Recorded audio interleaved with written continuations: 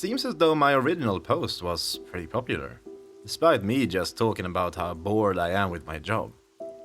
Well, turns out, I guess I didn't make it scary enough for most people. So to fix that, I thought I would tell you guys a story from my second week of working at this half-priced voodoo shop, as a reward for you guys liking it so much. Well, just in case you have no idea who I am and stumble upon this post before my last one. My name is Travis, and I work at Old King Creole's half-priced voodoo shop. I run the desk as a clerk, and overall just do my best to keep up with all the weird shit that happens here. Like what happened when I just started working here. I had punched in, like any other day before, stabbing a pin into that doll template that just stares at me all day from its spot on the counter. At this point, I was still struggling in vain to keep the counter clean, but alas to no avail. So I resigned myself to just fuck around on my phone until I saw some form of life. "Robbers, my boy," came the voice of my boss and owner of this fine establishment, King Creole himself. "How's the job been treating ya?" he asked. His stitch-up lips curled into a smile as he came around the counter and wrapped an arm around me, causing me a decent amount of discomfort. As I've mentioned before, King Creole has button eyes, a stitched-up mouth, and a head being kept on his shoulders by some stitches. He always wears a nice black suit with a dark purple tie and a top hat. Yes, even indoors. And yes, I know he looks ridiculous. But look, man, I'm trying to keep this job as long as possible, so don't blow this for me. "It's going okay, Mr. Creole," I said awkwardly, still at this point weirded out by his looks and his unnaturally chalk-white skin. He nodded happily at me and gave me a good smack on the back, getting a loud out of me. "Fantastic to hear, son. Now remember, they come asking for a wish, you just fetch old King Creole and I'll be right on over." He hummed happily, finally letting go of me and standing back. I nodded, since that was really the only thing I didn't have to do here. "Ah, by the way, I think one of the dolls is missing," I pointed out to him, pointing towards the wall of voodoo dolls that goes from the floor to the ceiling. Each of them is of a different design and of a different person, so if one goes missing, there's usually a reason. "Oh, well, I'll be," he hummed, almost happily, as his button eyes turned back to me and he gave me a yellow-toothed smile behind his stitches. "I expect a customer will come in today," he chuckled, walking past me and patting me on the shoulder. His hand was cold as ice, giving a bit of a shiver as he vanished to the office in the back. I sat my butt down on the uncomfortable stool that sat behind the counter and went back to looking at my phone, periodically peeking at the doll on the counter and turning it back over whenever it somehow managed to turn and look at me. About an hour into my shift, the old rusty bell on the door clanged, signaling me to get off my phone as I quickly hid it and looked over to the customer. It was a girl, about my age, maybe a year older. She looked around at the place, a bit disgusted by all the cobwebs, quickly coming closer to me. Luckily, she didn't look at the wall of dolls, since their gaze followed her as she came up to the counter. "Welcome to Old King Creole's half-priced voodoo shop," he said in my best. "I do actually want to be here, boys. What can I help you with?" I asked her, putting my hands on the counter and looking down to make sure it wasn't too dusty. "Hi, the sign outside said 3 wishes?" she asked me, with a raised brow. She seemed like the sporty kind of person. How do I know this? Well, because she was wearing workout gear in the middle of fall. She obviously was jogging and saw a sign. "How exactly does that work?" she asked me. "Yeah, I gotta go get my boss to handle that. Wait here while I go get him," I asked her, and she nodded, still a bit skeptical about this place. And I really don't blame her about that at all, if I'm being honest. Getting off my stool, I stretched a bit and made my way over to King Creole's office, flinching when whatever was in that basement started pounding on the door again. At this point, I was still afraid of it, so I just quickly ran past it and to the boss man's office, knocking 3 times like I always was told to do. "Hey, Mr. Creole?" "We have someone here asking about a wish," I said, receiving silence from the office. Raising a brow at that, I tried again, knocking another 3 times to get a response. Although, the response I got was the girl at the counter screaming. Turning quickly, I saw that it was just my boss standing at the counter. Looking back at the office and over to the counter, I scratched my head at how the hell he had gotten over there so quickly, but ultimately resigned myself to it just not being worth my time to think about it.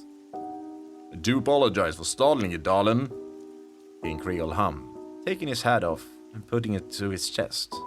"I do forget sometimes that my appearance does frighten the faint of heart." He hummed with a chuckle. Yeah, I had the same reaction as that girl when I had first seen him. "It's a little early for Halloween," the girl pouted, backing up from him, and I can imagine really rethinking the idea of coming in here. I wouldn't have blamed her if she had left right there. Would have saved me the trouble of cleaning up afterwards. "What can I do for you, Melissa?"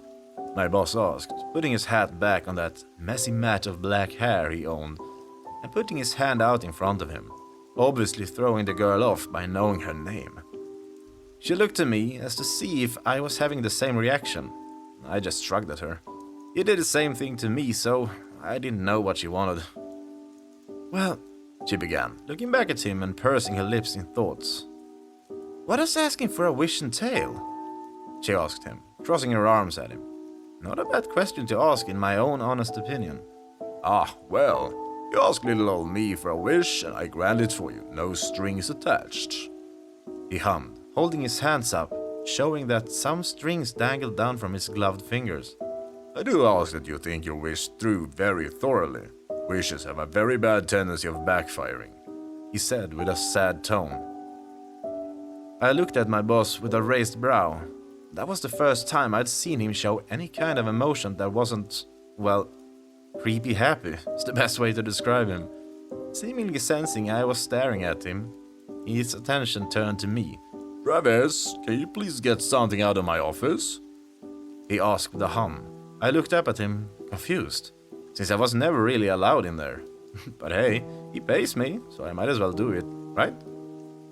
Sure, what do you want?" I asked, looking to the counter, noticing that stupid doll was staring at me again.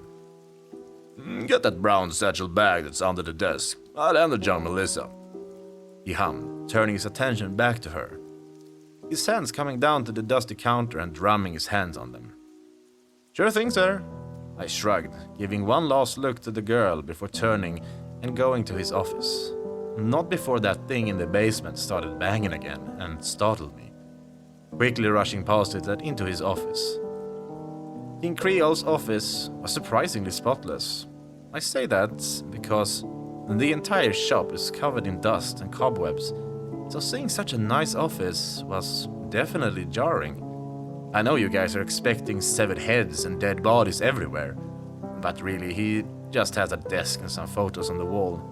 All of them are scratched out though, so I don't really pay too much attention to it. Going over his desk and looking underneath it, I did indeed see the satchel bag he told me to fetch.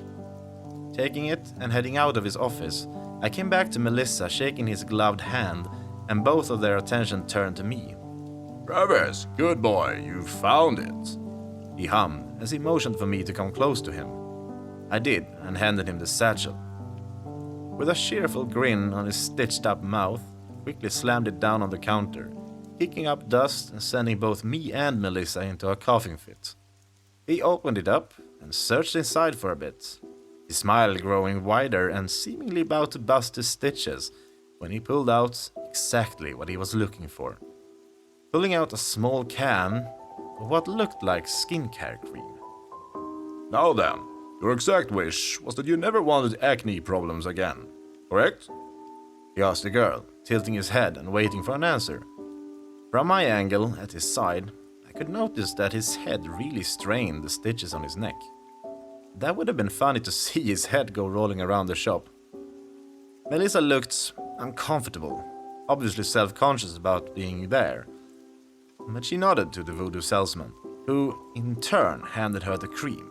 She looked down at it, and then up to him, a quizzical look on her face.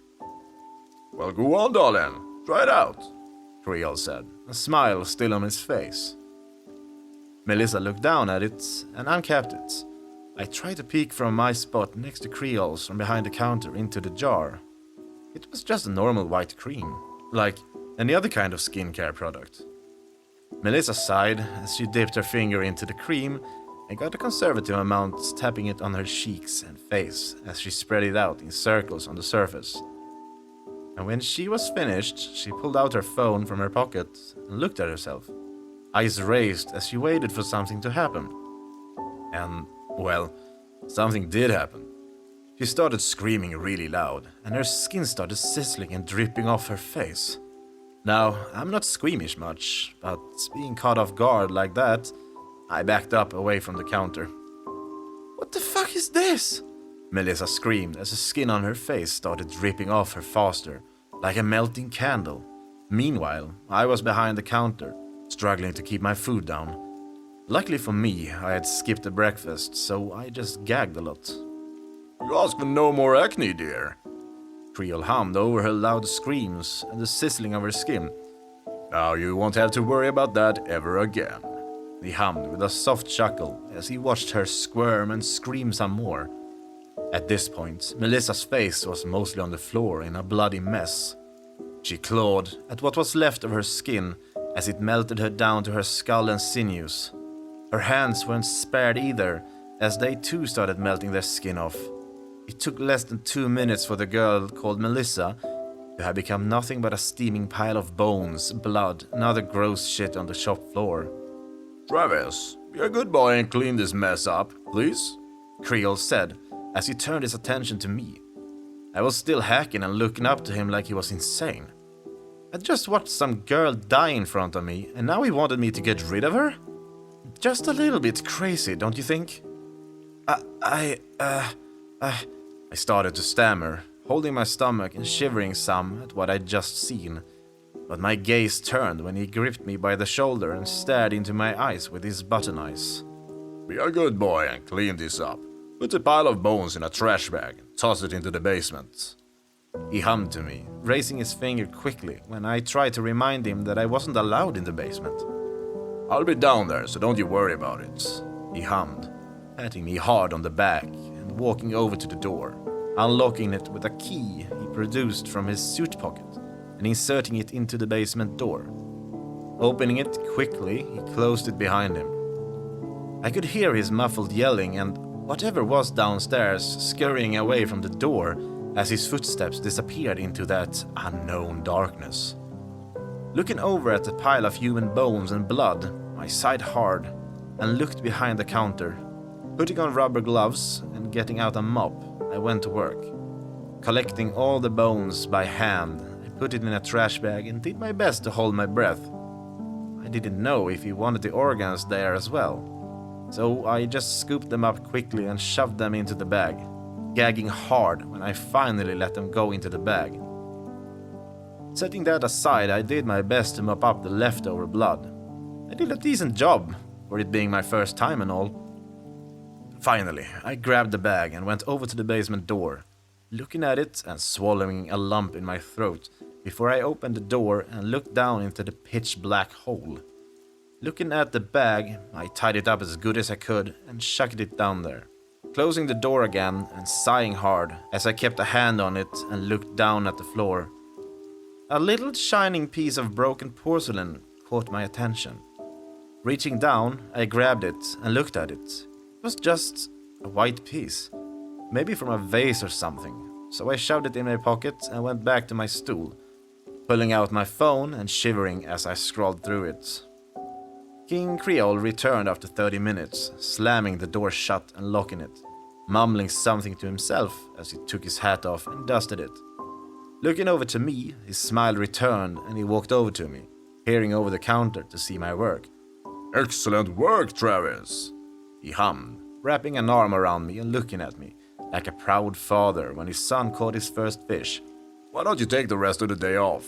Here, for all your trouble, he hummed, rolling his fingers like he was doing a card trick and producing $200. Staring at the amount of money and then back at him, Could have asked me to lick the dusty counter and I would have done it. Taking it from him, I nodded and thanked him, getting everything I came with, my phone and nothing else. I unstuck the pin from the voodoo doll and left without another word said. Now look, I know what you're going to think. I covered up some girl's death or helped get rid of her body. And you're right, I did. But in my own defense, I did get paid a lot to do it. And it seems like everyone thought she just ran away. No police ever came to the shop, and they never do whenever a wish goes bad. So don't you start preaching to me. It's not like I'm the one telling people to make wishes without thinking them through. So, if you ever end up at this shop, think your wishes through, okay? Now, I need to get back to work. A customer just walked in.